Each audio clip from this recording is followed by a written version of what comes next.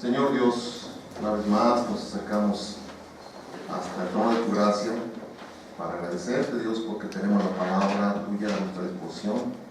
Palabra que es a veces difícil de entender, pero Señor, gracias porque tu Espíritu que está puesto a nuestra disposición nos da la capacidad para poder entenderla, para poder expresarla, pero también, Señor, nos da la capacidad para poder compartirla. En este momento, Señor, quiero pedirte por cada uno de mis hermanos y mis hermanas, para que, como yo y como los que estamos aquí en el presbiterio, podamos ser bendecidos por la palabra tuya. En tus manos quedamos, Señor, y que todo lo que hagamos sea en el nombre de Jesús como lo hacemos, y para honra y gloria tuya, Señor Dios Todopoderoso. Amén. Tome su asiento, hermanos y hermanas.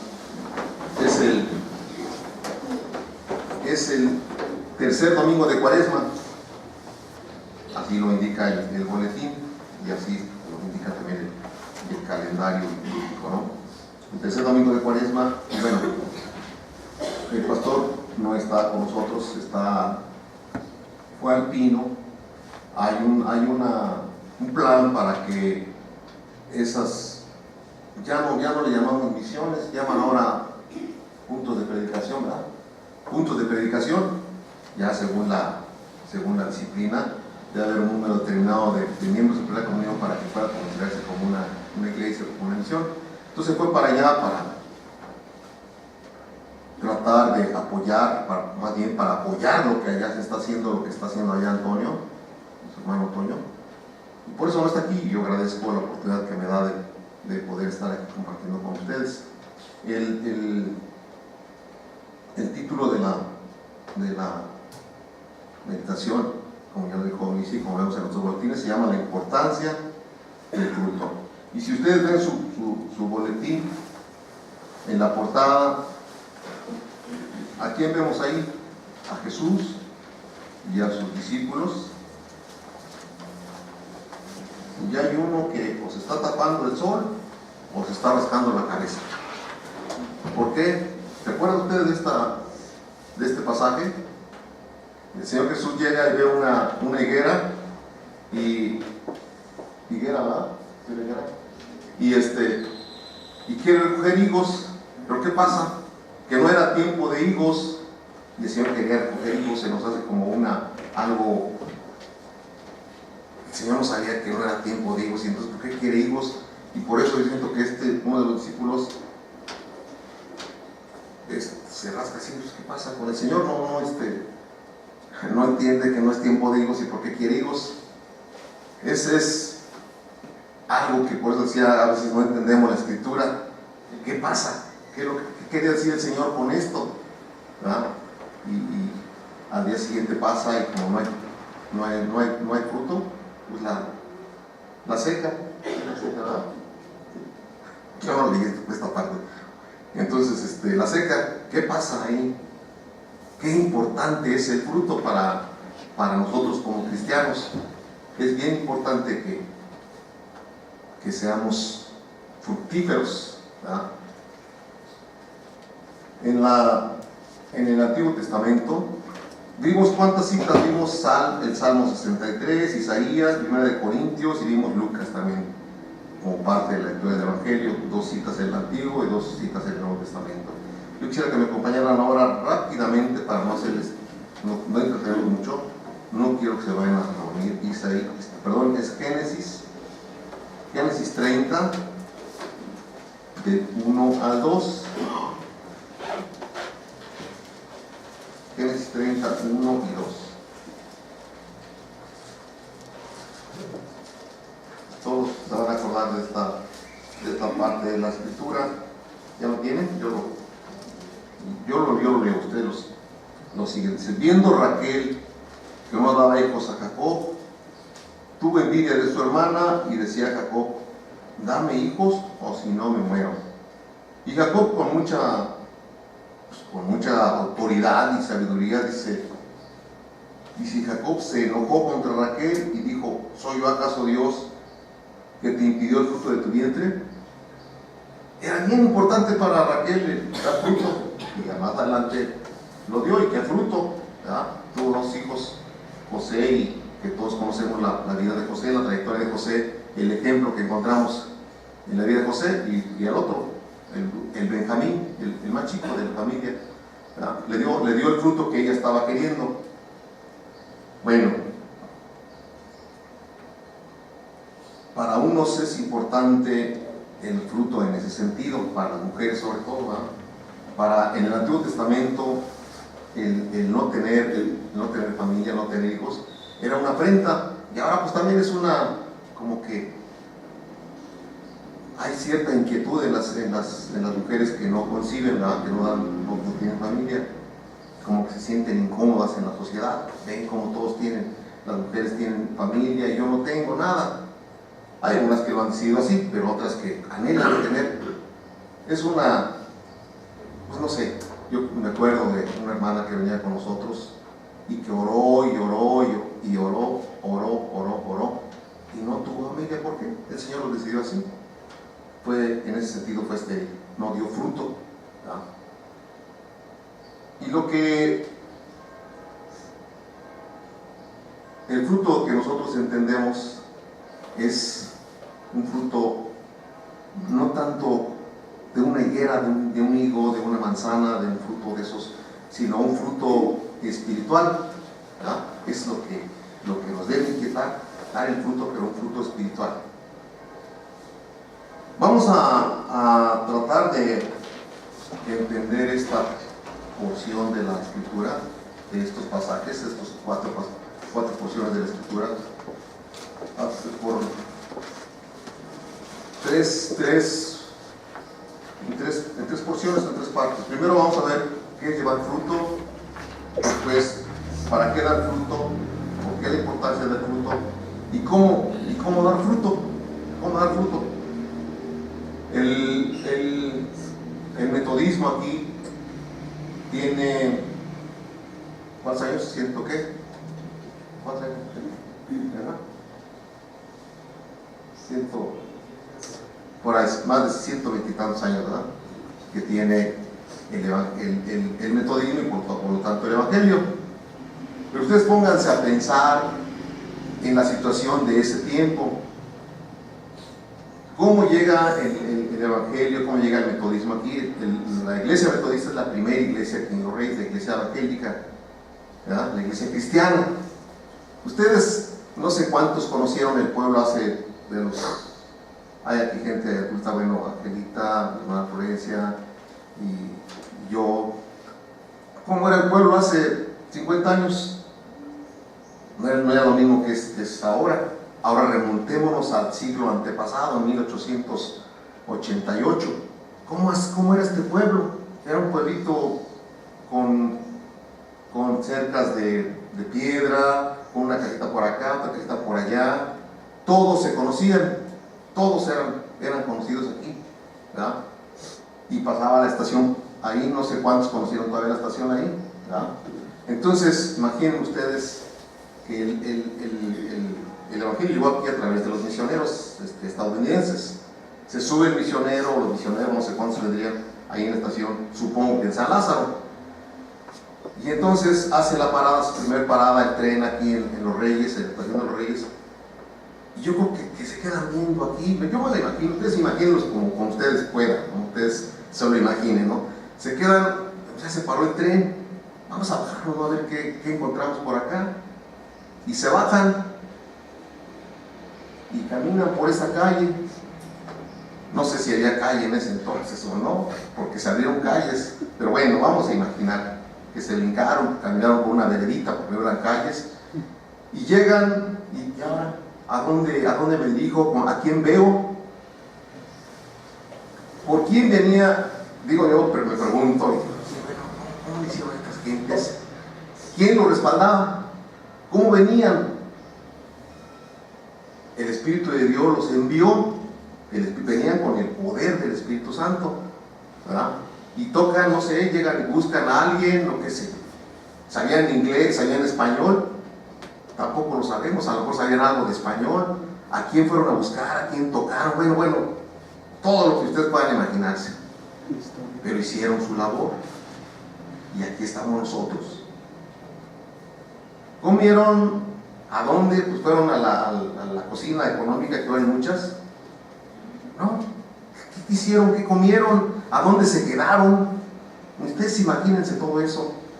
Pero ellos hicieron su labor, llevaron el Evangelio. ¿Y qué pasó? Encontraron a familias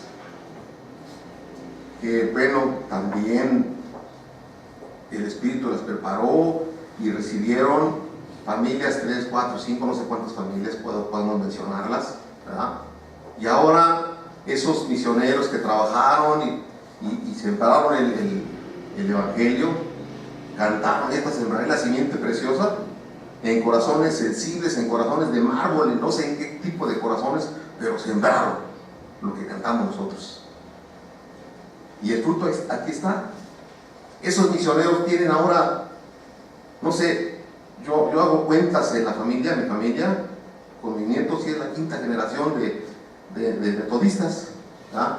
Entonces, que ahora esos misioneros tuvieron hijos, tuvieron nietos, tuvieron, ¿qué más? Bisnietos, ahora tienen tataranietos, esos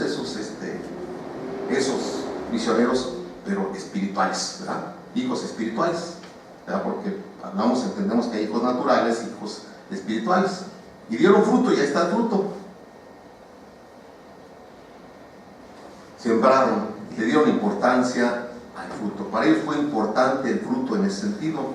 Para Raquel, quería el fruto, y le dice Jacob: yo no soy Dios para darte, Dios no te da la oportunidad de que tengas fruto, ¿verdad? Y más adelante pues no lo tiene. Pero estos misioneros ya hicieron eso. Okay. Ahora, eso es llevar el fruto. Llevaron el fruto, sembraron la semilla, y aquí está el fruto. Lo hicieron con el respaldo del Espíritu Santo, ¿verdad? Dice el Salmo 63 que leímos. Acompáñenme ahí al Salmo 63.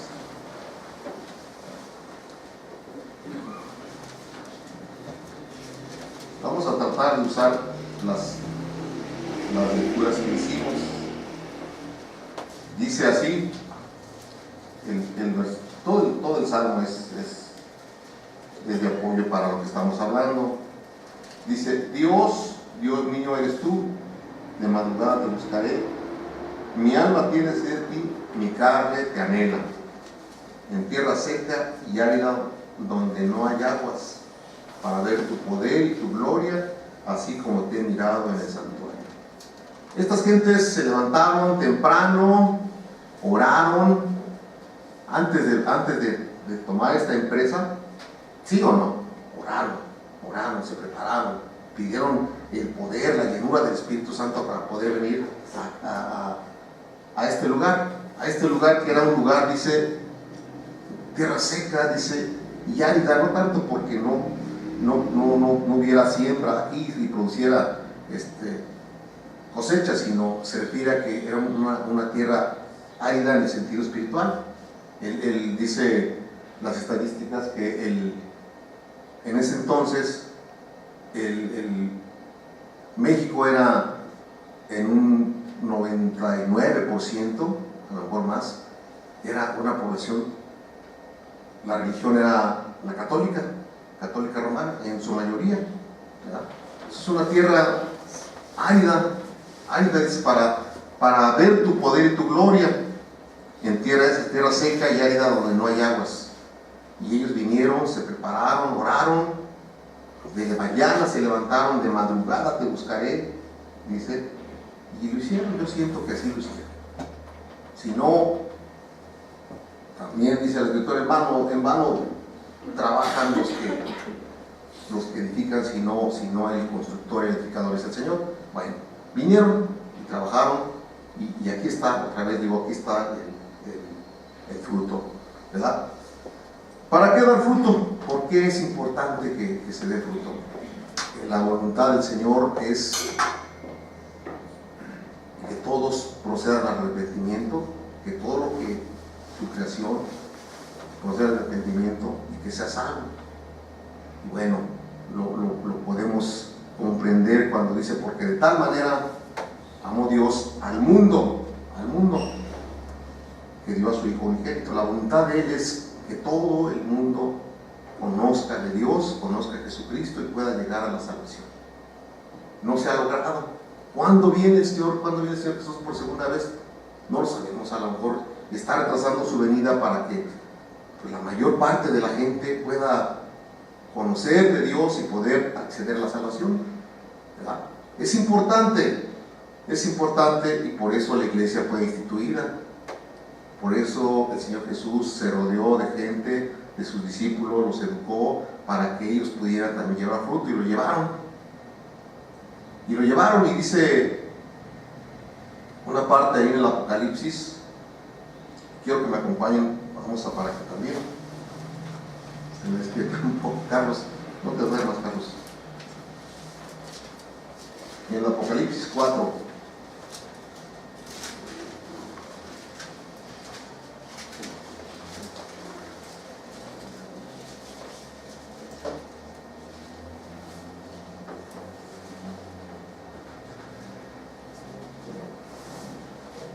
Dice así, Apocalipsis 4, versículo 3 y 4, dice, y el aspecto del que estaba sentado era semejante a piedra de jaspe y de cornalina, y había alrededor del trono un arcoíris semejante en aspecto a la esmeralda. Y alrededor del trono había 24 tronos, y vi sentados en los tronos a 24 ancianos, vestidos de ropas blancas con coronas de oro en sus cabezas. Ustedes pueden imaginarse a quién son esos 24 ancianos. Sí, se lo imagino, ¿no?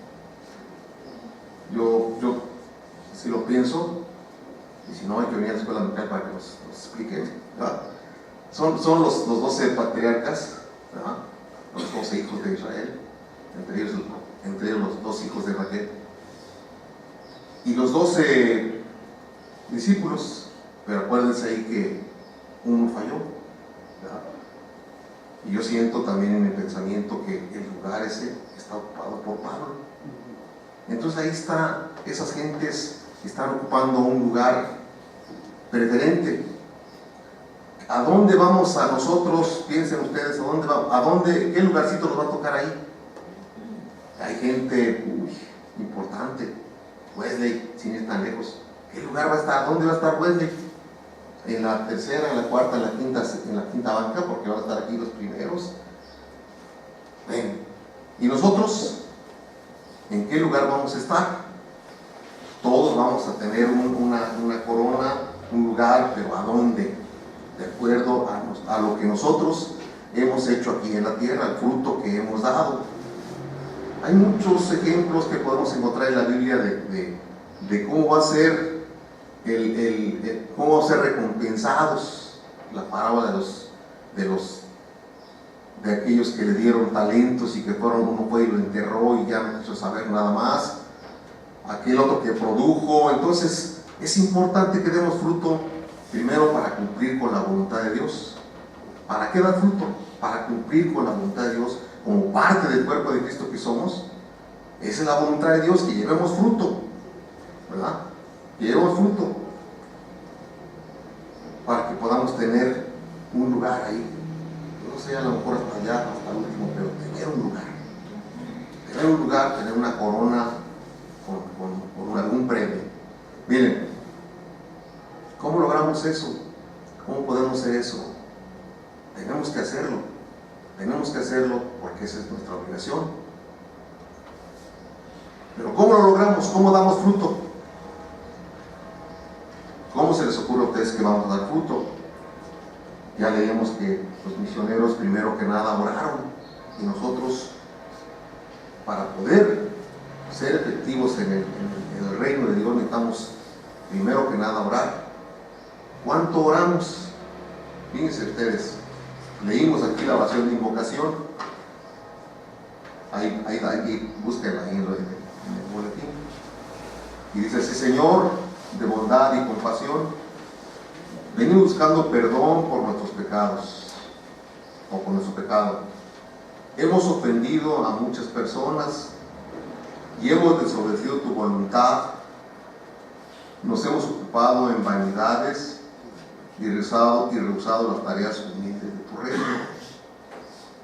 Y dice que de las tareas humildes de tu reino es la más humilde de todas, es la oración.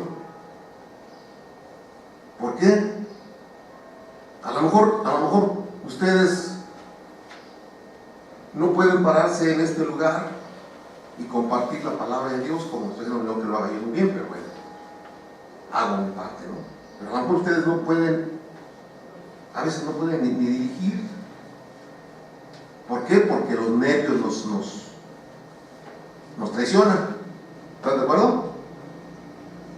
No podemos, predicador, lo reconocemos como un gran evangelista, como un gran predicador, como alguien que tiene dones de sanidad y lo admiramos. Alguien contaba una anécdota. Dice que llegaron al cielo, y a lo mejor ustedes la conocen porque la platicaron en la fraternidad de varones, que llegaron al cielo un sacerdote allá, con el que le da la entrada, ¿no? Y le dice, ya vine, se presenta ante San Pedro, porque así es el cuento, y lo manda, vete para acá, allá, a ese lugar, a la izquierda. Y llega un chofer de una combi y le dice, pásale aquí. ¿Por qué pasó? ¿Por qué? Si yo cada 8 días daba la predicación, daba la misa. Sí, pero tú los dormías nada más, los tenías así durmiendo. En cambio de la combi, ¿cómo andan las combis? Por acá, por allá se meten, quieren ganar pasaje. ¿Y cómo van los pasajeros? Primero van agarrados, ¿no? Y algunos van rezando, orando. Dice, pásale, porque tú sí no los dormías, tú sí los ponías a orar. Dice que lo más humilde del reino de Dios es la oración. No todos pueden predicar, no todos tienen dones de sanidad, pero todos pueden orar. Y aquí dice, nos hemos ocupado en vanidades y rehusado las tareas humildes de tu reino. Todos podemos leer la escritura, ¿verdad? Pero la oración es algo bien sencillo. Dice, es tan sencillo, bien sencillo, pero muy complicado. ¿Por qué? Porque estamos hablando de Dios, pero la oración es como hablar con mi amigo, con el de frente, tan sencillo. Yo no voy a interrogarlos, pero ustedes saben cuánto oran en el día. No tenemos tiempo, andamos bien ocupados. Levántese más temprano. Vamos a levantarnos más temprano un rato y vamos y venimos y oramos. O ahí dice la escritura, ahí encerrado en tu aposento, ora. No seas como los hipócritas que vienen aquí al templo para que vean que vienen a orar, ¿verdad? Que no es eso. Pero ahí en tu aposento, enciérrate y ora. Medítenlo, hermanos. Necesitamos dar fruto. Dejemos de ocuparnos de vanidades. Dejemos de pensar en la carne. Vamos a buscar, leímos también la primera carta a los Corintios, ¿verdad? 10, capítulo 10.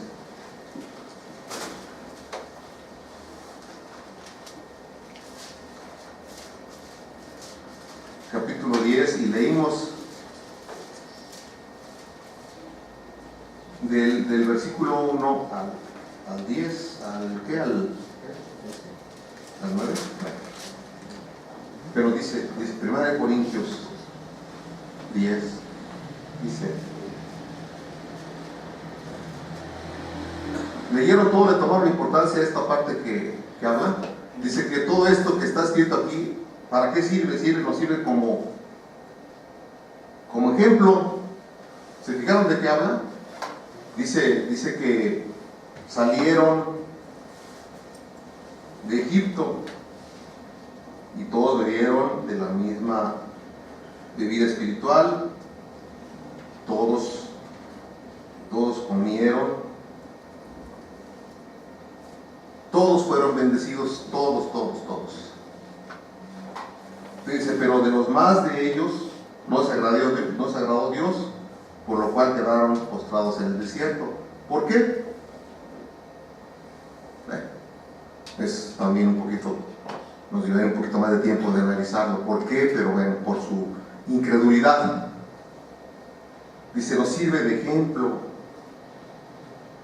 Y se quedaron, dice, de los más de ellos no se agradó Dios, por lo cual quedaron postrados en el desierto. ¿Se acuerdan? Entraron únicamente 2 a la tierra prometida, los demás quedaron. Por eso anduvieron vagando 40 años hasta que se murieron todos los que salieron de Egipto. Entraron los nuevos, porque los otros Dios no se agradó. Dice que esto nos sirva como ejemplo. Y meditemos, yo lo medito. No sea que me quede en el camino, no sea que no llegue, que me quede como estos ahí, se quedaron en el desierto. Dice así que dice, el que piense estar firme, mire que no caiga, dice el versículo 12. No nos vamos a quedar a la mitad del mismo palo, dice, no sea que yo no lo alcance y que me quede también. Pablo dice eso. Entonces nos esforzamos. ¿Y qué dice aquí? No seáis idólatras como alguno de ellos. No seamos fornicarios como algunos de ellos fornicaron. No tentemos al Señor como también algunos de ellos le tentaron. El 9 dice, no murmuren como algunos de ellos murmuraron y perecieron por el destructor. Y dice, y estas cosas les acontecieron como ejemplo para nosotros y están escritas para amonestarnos a nosotros, a quien han alcanzado los fines de los siglos. No estemos tan confiados, hermanos. Tenemos que dar fruto, tenemos que caminar con el Señor. Pues yo iba a la iglesia todos los domingos, ahí estaba yo y hasta predicaba. Y no,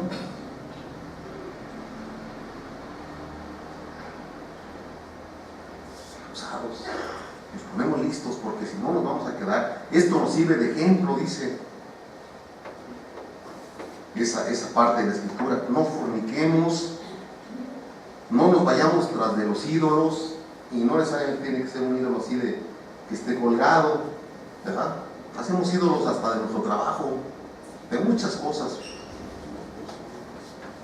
Bueno, preparémonos pues. El tiempo, dice el boletín, el tiempo de Cuaresma es un tiempo para orar para el anuncio y escucha de la palabra. Dice, si los creyentes de este país cambian, todo el país hará el cambio. Venimos y tratamos de crecer, de madurar. Cierto que tenemos muchas fallas, que tenemos muchas cosas que aún guardamos, pero las reconocemos y le pedimos a Dios que nos dice, porque todo lo que hay dentro de mí necesita ser cambiado por ti. Reconocemos que aún que soy vanidoso,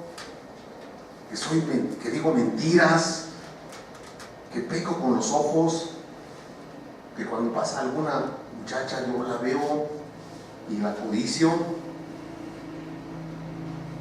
Reconozco y trato de enmendar todo eso, trato de modificarlo, porque si no me voy a quedar ahí como estos se quedaron en el desierto, ahí tirado, ya no llegué a la tierra prometida, ¿verdad?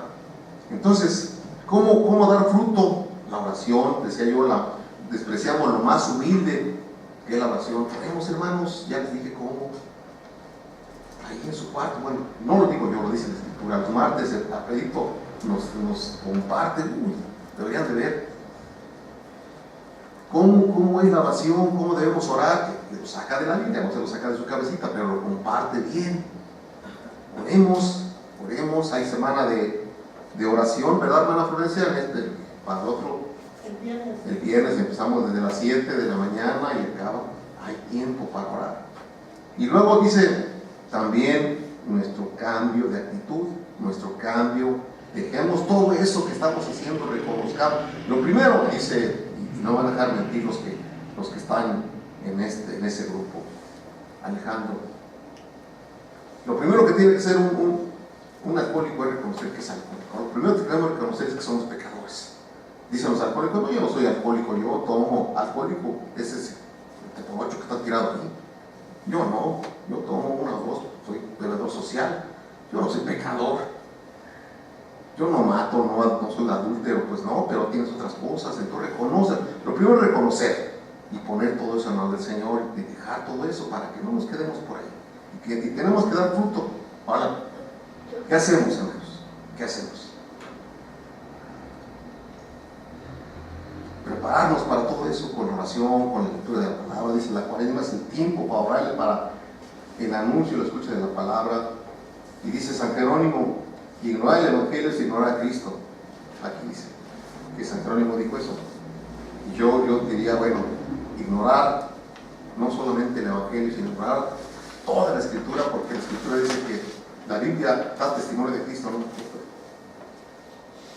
Ignorar la Escritura es ignorar a Cristo. Leámosla, escudriñémosla. Le decía, porque ahí a ustedes parece que ahí está la vida eterna. Y ahí está la vida eterna. Entonces, ¿cómo dar fruto? Nos aplicamos. Pablo hablaba de Timoteo y de Tito, se refería a ellos como sus hijos espirituales, ¿verdad? Si ustedes van la carta de Timoteo, las dos cartas de Timoteo y la carta de Tito, habla de sus hijos, pero está hablando de hijos espirituales. Yo los engendré, yo los enseñé, yo les llevé la palabra, yo les compartí el Evangelio y también los eduqué. Les decía yo allí en el centro de oración, son niños ahora y tienen que crecer, tienen que madurar. ¿Cuántos hijos tuvieron los misioneros gringos que vinieron, los estadounidenses? ¿Cuántos hijos tuvo Pablo? Ahora yo pregunto, ¿cuántos hijos espirituales tenemos? Ustedes, contéstense. ¿A cuántos? Entendemos lo que es un hijo espiritual, es algo que engendramos. Engendrar es algo pesado para las señoras. Desde llevar al bebé ahí 9 meses, el vómito, los mareos, todo eso es pesado. Orar es pesado para algunos. Venir a la iglesia a lo mejor nos causa problema. Ir a compartir hasta por allá lejos nos causa dolor. Y el parto, dice alguien que el dolor de muelas, dice, prefiero un que ni lo sabe, porque nosotros no sabemos de eso, los hombres, tener un parto que tener un dolor de muelas. Sí es cierto que duele la muela, pero yo me imagino, yo ni quiero imagino cómo es el dolor en el parto. Duele, y tenemos que esforzarnos, y las mujeres cuando están embarazadas tienen que abstenerse de ciertas cosas. Entonces, hermanos, yo les pregunto otra vez a ustedes, me pregunto yo mismo, ¿cuántos hijos espirituales tengo? Y si no los tengo, debo de tenerlos. Y no solamente, así es, no solamente parirlos y dejarlos botados por ahí, sino llevarlos. Hay un curso de discipulado, enseñarles y criarlos y llevarlos. Hermanos, ustedes medítenlo. ¿A cuántos les hemos compartido el Evangelio?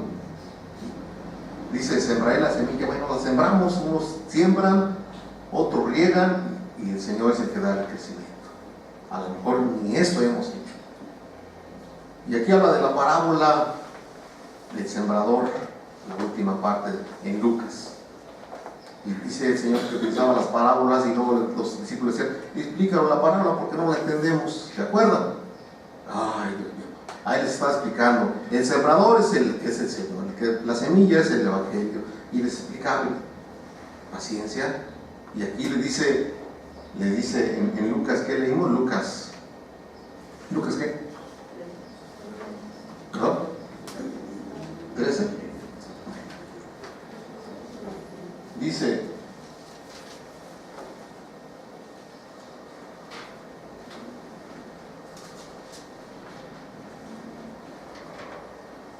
dijo también esta parábola: tenía un hombre una higuera plantada en su viña y vino a buscar fruto en ella y no lo halló. Y dijo al viñador: he aquí hace 3 años que vengo a buscar fruto en esta higuera y no lo hallo, córtala. ¿Para quién utiliza también la tierra? Él entonces respondiendo le dijo: Señor, déjalo todavía este año hasta que yo cabe alrededor de ella y la abone. Y si el fruto bien, y si no, la cortarás después. Ahora, ¿quién está intercediendo por eso? ¿Cómo entendemos esta parábola? No damos fruto. Y alguien nos está acusando. Mira, este no da fruto, ¿para qué lo quieres aquí? Pero el Señor intercede por nosotros. Jesús intercede. Así lo interpreto yo, no sé cómo interpretar esta parábola.